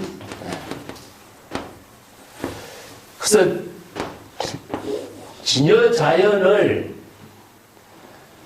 법으로 표현한 거죠. 법은 진여일심이 진여자연의 지혜로 작용하고 있는 입장은 스스로 발심수행하게 하고, 왜 발심수행하느냐? 이고등락의 후법행이 발본심으로 이루어지는 본분사로 실천하니까. 그러면 스스로 발심수행함과 동시에 진여본심은 저절로 제불열애의 공덕열애 법신이 6가지 공덕행으로 작용하는 힘을 스스로 발휘하게 됩니다. 이걸 자라고 하는 말로 두 가지 의미로 설명해. 내가 하나는 스스로, 하나는 저절로의 의미를 두고 있습니다. 그렇게 이제 설명을 하고, 백척간두의 진일보, 이런 말도 똑같은 내용이에요. 백척간두라고 하는 세상의 깨달음의 경지를 이루는 입장에서 한 걸음 더 나아가는 거죠. 그래서 깨달음을 이룬 그 경지까지도 초월해야만이 진여일심이 지혜로 이루어지는 거예요. 야, 이걸 이제 현의 살수 절후 소생이라고 이런 말도 써요. 이제 언덕에 있는 나무 가지를 붙잡고 매달려 있는 사람이 나무 가지를 놓지 않으려고 애를 쓰는 거죠. 근데 나무 가지를 놓아야 생명이 끊어지고 중생의 생명이 끊어지고 진여일심의 지혜의 생명이 되살아난다. 절후소생이라는 말씀. 이런 경지의 법문을 중국 선생들은 이 법문을 통해서 새롭게 설법한 거죠. 자, 이걸 뭐냐, 또 다른 말을 한다면은 대사일번 대활현전이라고 그래요. 예. 참 재미난 말 쓰죠, 그죠? 크게 한번 죽어야 대활현전. 크게 되살아난다.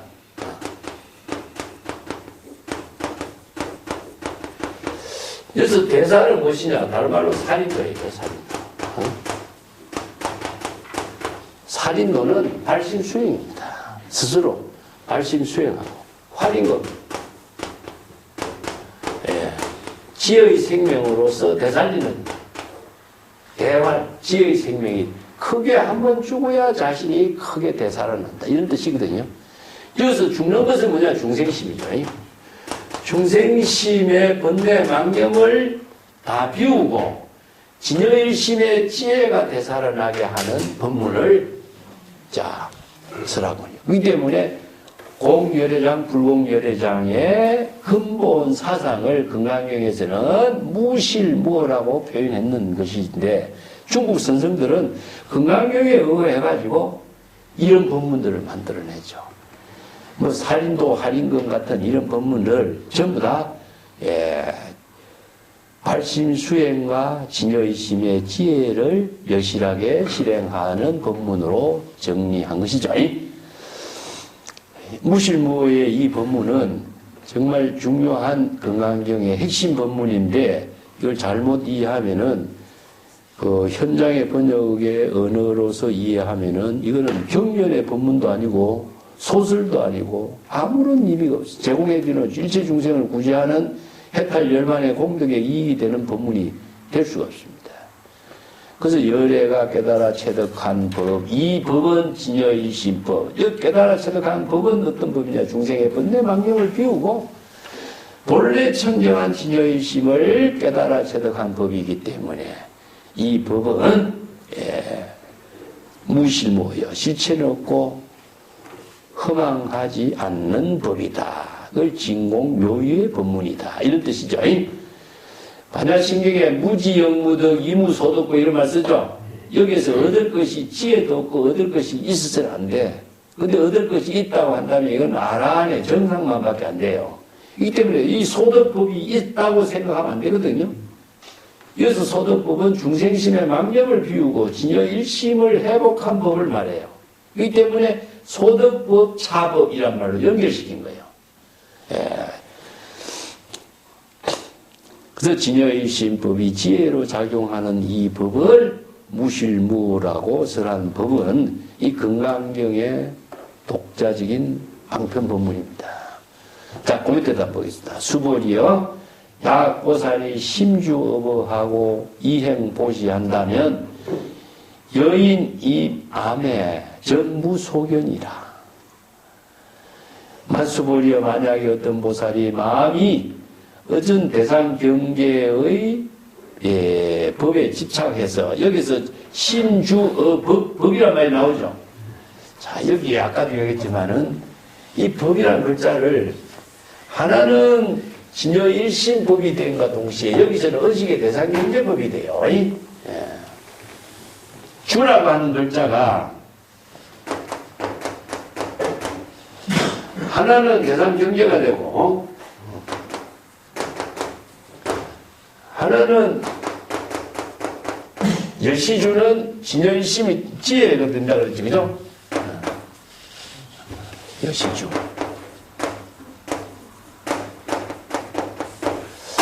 여기에서 심주어법.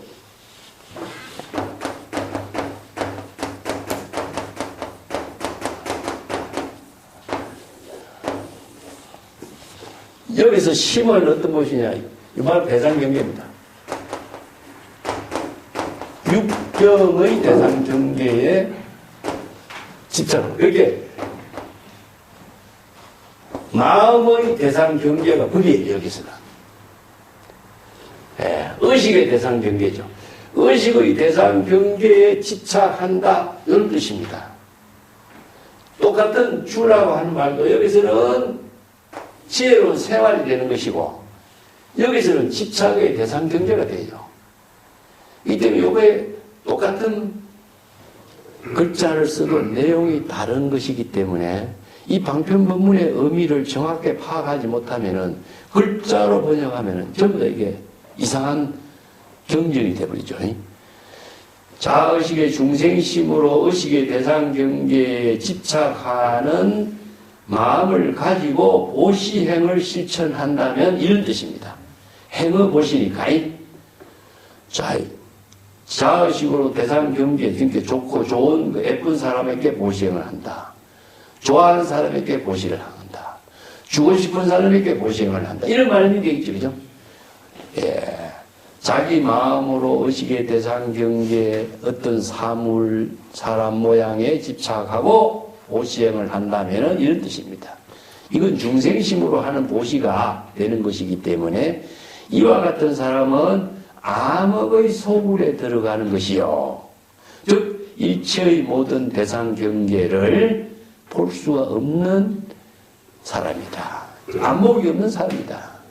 이게 암흑에 들어가서 사물을 여법하게 알고 여실하게 볼 수 있는 지혜가 없는 사람이다. 이런 뜻입니다.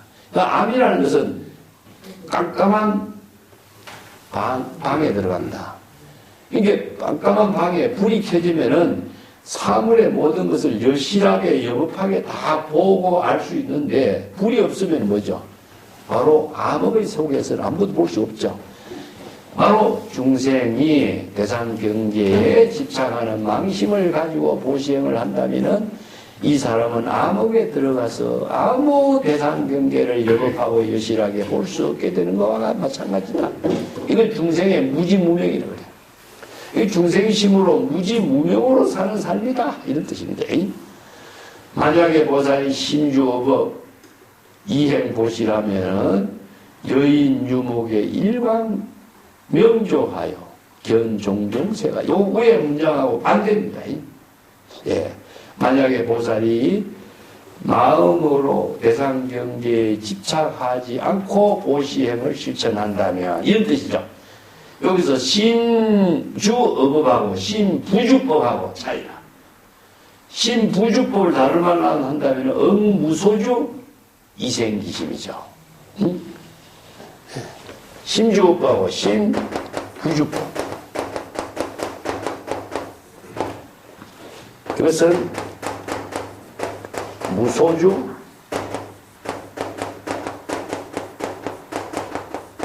이행보시.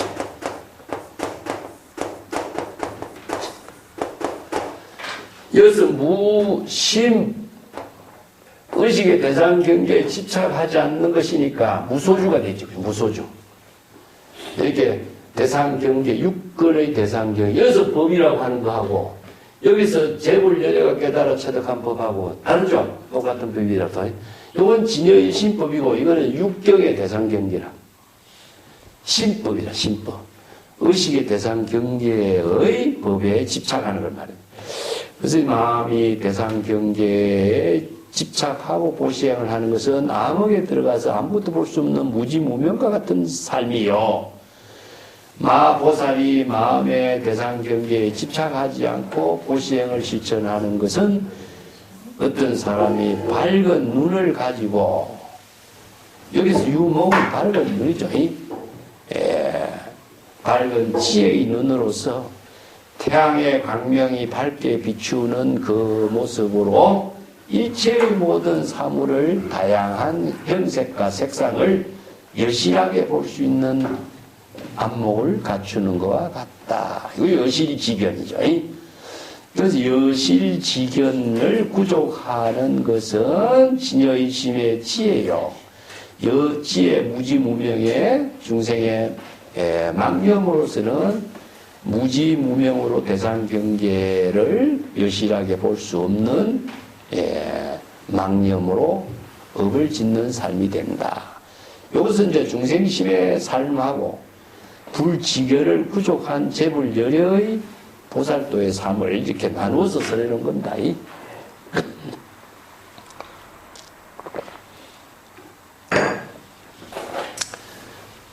그 문장하고 위에 문장하고 대조해서 보면은 이 본문의 내용은 충분히 이해가 되면 수벌이여 당내지세의 야규 선남자 선여인이 넘어 차경하고 수지 독송하면 저기 열애로 이 불지혜로 실지 시인하고 실견 시인하며 개덕성치 무량무변에 공덕하리라. 이 구절이 이제 건강경 14분의 또 중요한 본문입니다. 수보리여 당내지세에, 이거는 뭐냐, 미래라는 뜻이죠. 미래. 미래 500세 이런 말도 표현하고 있는데, 지금 이후에, 이게 과거, 현재, 미래를 3세의 시대 구분으로 나누지만은, 미래 지세에, 당내 지세에 똑같습니다. 만약에 어떤 선남자, 선여인은 발심수행자죠. 발심수행자, 선남자나 선여인 발심수행하는 사람이 스스로 능은 외부의 힘에 의존하지 않고 스스로 잘할 적으로 이 경전의 법문, 그러니까 이 차경은 무엇이냐? 바로 이 경전에서, 건강경에서 설하는 이 법문이죠. 이 경전에서 설하는 법문을 수지 독송하고 이 경이라고 하는 것은 심지경도 되지만은 심지경이 여법학의 지혜로 이루어질 수 있도록 방편법문으로 설한 경입니다. 이 때문에 경전의 법문을 수지독송하고 이렇게 번역하는 것이 여기서는 자연스럽죠. 수지한다라는 것은 진여일심의 지혜로서 잘 소지하는 것이죠. 수지는 다른 말 한다면 총지, 주지, 법지, 수지 이런 말을 같이 써요. 지닌다 하는 것은 일심의 지혜로서 사유하게 하는 능력을 갖춘다 이런 말이죠. 자주 언급했습니다만은 우리가 사찰의 주지도 원래는 이 말과 마찬가지입니다. 법을 수지한다, 주지한다 이런 뜻이죠. 아니면은 총지도 마찬가지. 행지란 말도 쓰고. 그래서 이 방편법문을 어느 문자로 수지하는 것이 아니라 방편법문을 지혜로 사유하게 하는 힘을 갖추는 걸 말해요. 그 다음에 독송은 두 가지인데, 독은 무엇이냐? 감경의 의미를 독송이라 그래요.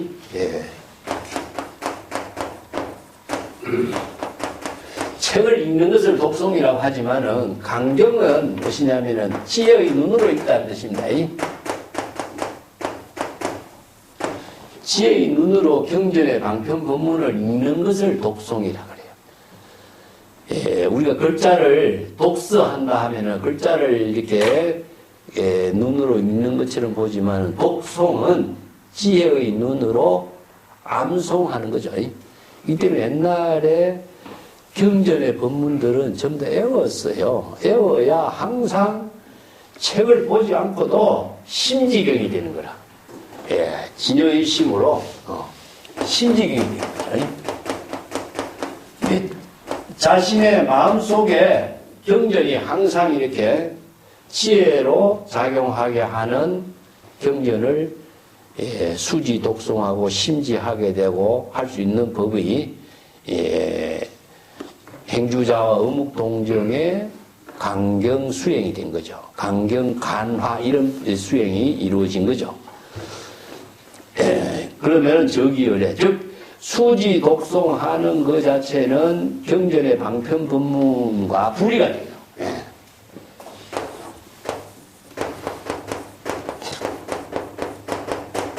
경전의 방편 법문을 수행하는 것이니까 오늘 방편 수행이에요. 방편 수행함과 동시에 깨달음이 이루어지기 때문에 열애가 되는 거예요. 그래서 발신 수행, 방편 수행이 바로 열애의 지혜를 함께 이루어져. 그렇기 때문에 강경 수행 그 자체가 수행을 해서 열애가 되는 것이 아니라 수행함과 동시에 열애가 되는 거죠. 동시에 이루어지죠. 그래서 초발심이 발심 수행인과 동시에 정각을 이루잖아요. 그렇기 때문에 전부 다 불이법문으로 이루어진 거죠. 초발심의 수행하고 정각하고 이 불이로 이루어져. 그렇기 때문에 이걸 시각이라고 그래요. 기시론에서는 처음 발심 수행하는 깨달음하고 공각하고 전부 다 불교는 불이법문으로 이루어지기 때문에 자 시각도 진여일심이요 깨달음의 경지를 이룬 깨달음의 경지의 재불의 지혜도 진여일심이라. 그렇기 때문에 진여일심으로 발심하고 진여일심으로 깨달음을 이루기 때문에 불이가 돼요. 그래서 시각과 공각은 같다. 이 때문에 방편 수행, 발심 수행, 어떤 수행을 하더라도 불교는 연불 수행을 하든 수행과 깨달음이 동시에 이루어지는 거죠. 이게 수지 독송하는 일하고 정각을 이루고 재불의 지혜를 이루는 일하고 이것이 모두 진여일심법으로 이루어져 있어요. 이때 중생심으로 발심 수행이 하는 것이 아니라 중생심을 비우고 진여일심의 지혜로 이루어지기 때문에 이 법은 평등하게 이루어진다. 재불열애의 지혜로 이루어지기 때문에 열애가 됩니다. 그렇기 때문에 이 불지혜로 열애의 지혜를, 열애의 경지를 이룬과 동시에 열애는 불지혜를 갖추게 되죠. 여기서 이제 열애의 지혜가 부처는 무엇이냐 하면은 자각을 하는 지혜니까 불지혜라고 그래요. 불지혜는 재불열애의 지혜란 말도 같이 써요. 이게 불지혜라고 하는 말이 따로 있는 것이 아니라 중생심의 번뇌망념을 다 비운 경지가 바로 재불열애의 지혜이기 때문에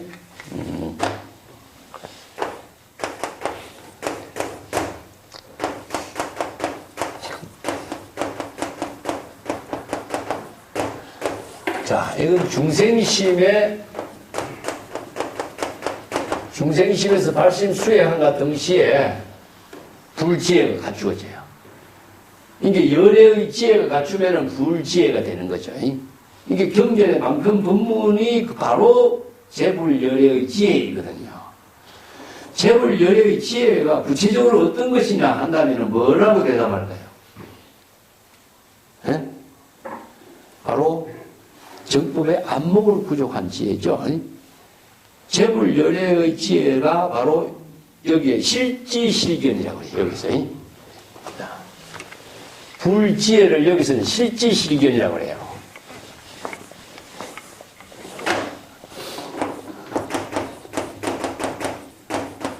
실지실견. 이 실이라고 하는 말은 전체란 뜻입니다. 전체. 하나도 빠지지 않고 남김없이 전부. 이게 뭐냐면은 브라주냐, 이게 반야바람이라는 것은 전지를 말하거든요. 이게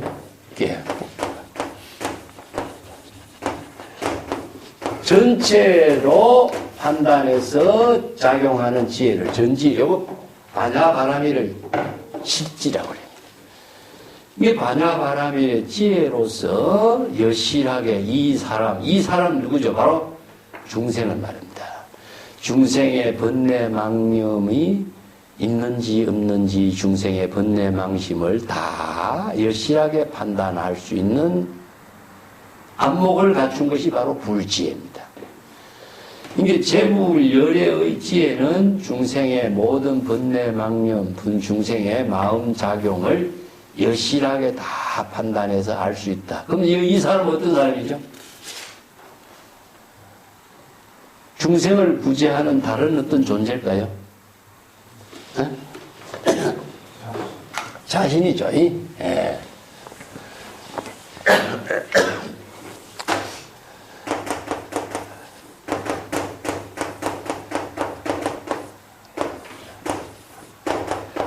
중생심은 각자의 자신을 말합니다. 그 열애는 무엇이냐? 바로 진여본심이죠. 그렇기 때문에 각자 자신의 정법의 안목을 부족한 불지혜로 자신의 마음작용을 여실하게 잘 아는 거요. 아는 것이 뭐냐? 번뇌망념이 일어났는지, 사땡 견해에 집착하고 있는지 판단해는 아는 거. 여치는 무엇이냐? 바로 영업하게 내가 중생심으로 작용하고 있는지 대상경계를 분별하고 있는지 여실하게 불지혜로 판단하는 능력을 갖추게 된 걸 말해요. 근데 다른 사람이라고 보면 안 돼. 이 사람이니까 다른 사람이라고 보면 안 됩니다. 각자 자기입니다. 자기. 예. 그러면 실견신, 자신, 이 사람의 마음의 작용이 지금 어떻게 이루어지는가를 여실하게 볼 수도 있는 거예요. 이 때문에 중생심의 번뇌망념을 여실하게 보고 번뇌망념의 작용을 여실하게 판단하고, 즉 자기 자신이 불지혜를 부족하고 있으면은 자신의 마음작용이 시시각각으로 작용하고 있는 마음작용이 대상경계를 분별하는 망심이 어떻게 작용하고 있는지, 대상경계를 집착하고 있는 자신의 마음작용이 어떻게 시행되고 있는지, 이것을 전부 다 판단하고 알 수 있게 된다 이런 뜻입니다. 그런데 불지혜가 없는 사람, 안목을 갖추지 못한 사람은 자신의 마음작용을 알려고도 하지 않고 판단하지도 않기 때문에 중생으로 살고 있는지 대상 경계에 집착하고 업을 짓고 있는지도 판단하지 못하기 때문에 생사윤회 고통에서 벗어날 수가 없죠. 그렇지만 열애의 지혜를 부족한 사람은 자신의 마음 작용을 시시각각으로 여실하게 알고 여실하게 볼 수 있는 안목을 갖추고 있기 때문에 바로 뭐가 들어가죠? 발심수행이 들어가고 구도행, 구법행이 들어가죠. 그래서 구도행, 구법행을 할 수 있는 능력을 갖추게 되니까 모두가 성취, 무량무변의 공덕을 이룬다. 바로 발심수행에서 재불열애의 지혜를 깨달아 쳐다보고 발심수행에서 정각을 이루니까 바로 무량무변의 공덕을 이루고 성취를 할 수가 있게 된 거죠. 이걸 바로 초발심으로 정각을 이루고 방편수행으로 재불열애의 지혜를 깨달아 체득할 수 있는 능력을 갖추게 된 걸 말합니다. 여기에서 이 문장을 열애가 되었다든가 불지혜로서 다른 사람을 안다든가 이렇게 이해하면 안 됩니다. 다른 사람의 마음을 어떻게 알아요? 불교는 그래서 자각의 종교라. 철저하게 자각의 종교다. 자각성지라고. 그래서 능가경에 열애선을 자각성지라고 그래요. 열애의 지혜를 깨달아 체득하는 선을 열애선이라고 하는데 자각성지. 뭘? 중생의 번뇌 망념, 자기의 마음속에 심중의 망념을 자각하는 거예요. 심중의 망견을 여실하게 알고 여실하게 판단하는 거죠. 이 때문에 중생심의 마음속에 일어나는 망념과 망견을 판단해서 구도심을 발휘하게 한다 이런 뜻이죠. 자, 구법행이다 이런 말이 우리가 구법행, 구도심이라고 하는 말은 스스로 자신의 마음속에 일어나는 번뇌 망념을 자각하고 생사윤회의 고통을 스스로 해탈하게 하는 발보리심, 발심수행을 통해서 이루어져요. 남의 중생을 제도하고 남의 중생을 해탈시키는 법이 아니라 자기 스스로의 중생의 망념과 망견을 구도심으로 발심수행으로 깨달음으로 해탈하게 하는 거죠. 그렇기 때문에 여기에서 이 문장을 잘못 이해한다면 열애가 불지혜로 다른 사람을 다 알고 다른 사람을 다 보고 이렇게 해서 모든 사람들을 무량무변의 공덕을 성취하도록 한다. 이렇게 대상 경계로 두고 이해한다면 이것은 불법을 모르는 거예요. 자신의 중생, 우리 천수경이 나오잖아요. 자성중생 서운도야, 자성중생. 자성번뇌 서운도예요.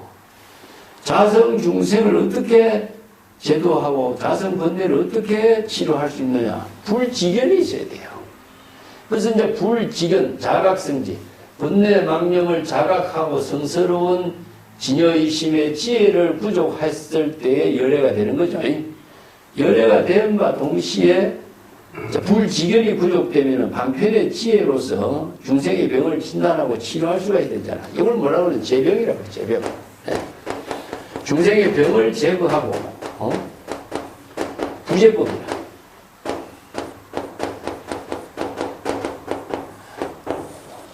여기서 법은 무엇이냐? 진여의심이죠. 중생의 병을 치료하는 지혜를 제시하는 방편법문을 쓰라고.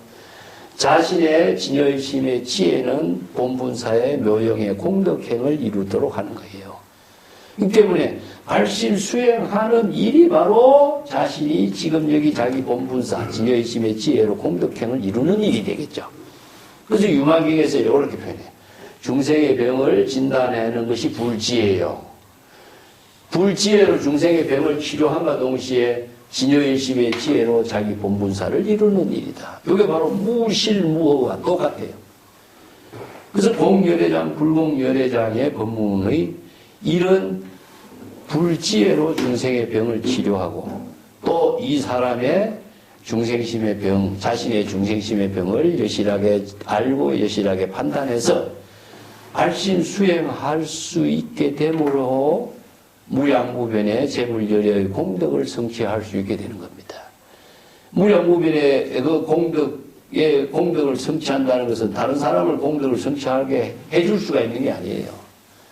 자기 스스로의 중생을 제도하고 자기 스스로의 불지견으로 무량무변의 공덕을 해양하는 일을 본분사로 할 수 있다. 이런 능력을 갖추게 되는 것이 바로 이 경전의 법문을 수지 독송하는 데 의미를 두고 있는 것입니다. 그래서 재물열애가 출세하는 법문이 법화경에서 뭐라고 했습니까? 바로 계시오입이라고 했잖아요. 이걸 성불작조라고 해요. 성불작조. 금강경에서는 바로 이 경전의 법문을 수지 독송함으로 해서 열애의 지혜를 깨달아 차득하고 불지혜를 갖추고 중생의 병을 진단하고 치료해서 알심 수행해서 무량무변의 공덕을 이루는 것이지만 다른 환경에서는 뭡니까? 일체 중생이 모두 다 열애와 똑같은 지혜를 공격하고 있다. 근데 이 지혜를 어떻게 실천해야 될 것인가? 신조제열, 내가 잘 썼죠, 그죠?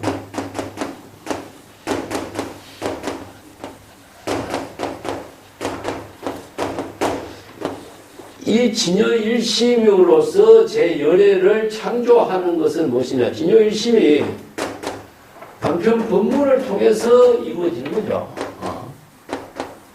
어떻게 진여일심이 열애가 되겠어요? 자, 여기서는 여기 방편 법문을 진여일심이 실천할 때 열애가 되는 거예요. 그렇기 때문에 심적 불이다. 마음이 방편 법문을 수행했을 때 부처가 되는 거예요. 이 때문에 마음은 언어를 통해서 부처의 지혜를 이루게 하는 힘을 발휘할 수 있는 거죠. 그래서 언어는 인간이 사용하는 지혜의 법문이다. 근데 중생의 언어는 뭡니까? 바로 생사윤회의 언어이지만은 방편 법문으로서라는 경전의 모든 언어는 출생안의 지혜를 이루고 불이 법문으로서 생사윤회를 해탈하게 하고 무량무변의 공덕을 성취하는 법문의 언어다. 이 때문에 재불열애가 이 방편 법문을 설하는 의미가 여기 있는 거예요. 그래서 금강경에서 이 경전의 법문을 수지 독송하고 등문시경 이 법문의 법문을 깨달아 체득했을 때에 재불열애의 지혜를 갖추게 된다는 법문을 이렇게 강조하는 거예요. 이 때문에 경전의 법문에 의거하지 않고서는 재불열애의 지혜를 이룰 수가 없다. 우리가 적심시불이라든가 이런 말을 자주 했지만은 마음이 그냥 부처가 될 수가 없어요. 방편 법문에 의거해서 재불열애의 지혜를 구족하게 되고 무량무변의 공덕을 성취할 수 있다. 이런 뜻입니다. 여기서 무실무어의 법문은 뒤에 다시 한 번 더 나오는데 뒤에 한번 또 복습을 하기로 하고 오늘 마치도록 합시다.